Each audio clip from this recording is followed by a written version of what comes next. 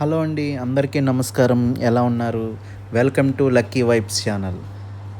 ఈరోజు వచ్చేసి మనం నిన్నటి బిగ్ బాస్ ఎపిసోడ్ రివ్యూ గురించి మాట్లాడుకుందామండి. నిన్న ఎంతమంది చూసారండి ఎపిసోడ్? ఈ రీసెంట్ టైమ్స్లో నిన్నటి ఎపిసోడ్ కొంచెం బాగుంది కదండి. ఇలాగా వైల్డ్ కార్డ్ ఎంట్రీస్ ఇచ్చారు కదా. అండ్ ఇంకోటి మాట్లాడాలండి. అసలు ఫస్ట్ వచ్చేసి సంజన గురించి మాట్లాడాలి. సంజన గారి గురించి అసలు ఏం ఆడుతున్నారండి ఆవిడ.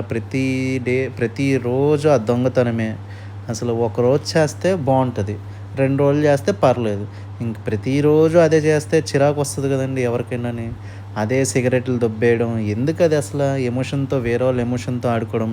తను చాలా రాంగ్ గేమ్లో వెళ్తుంది. ఫస్ట్ వీక్ ఎంత అయితే నచ్చిందో ఇప్పుడు అంత చిరాకు వస్తుంది అలా డైలీ ఇంక అదే చేస్తుంటే.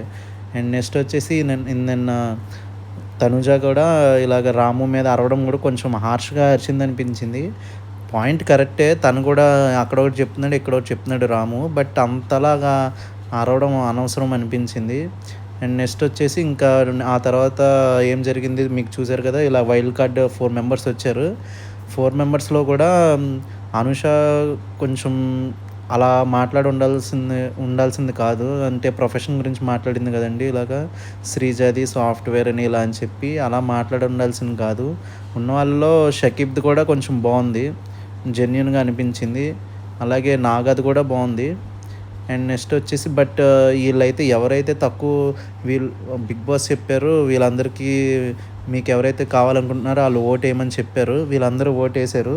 బట్ ట్విస్ట్ ఏంటి ఇచ్చాడంటే బిగ్ బాస్ ఎవరికైతే తక్కువ ఓట్స్ వచ్చాయో వాళ్ళని సెలెక్ట్ చేశారు బిగ్ బాస్. వీళ్ళందరికీ మైండ్ పోయేలాగా అందరూ ఒక్కసారిగా షాక్ అయిపోయారు ఉన్న కంటెస్టెంట్స్ మొత్తము. ఎందుకంటే వాళ్ళు అసలు దివ్యానికేతకి చాలా తక్కువ ఓట్స్ వేశారు. వాళ్ళందరూ ఎక్కువ ఓట్స్ వేసింది షకీబ్కి.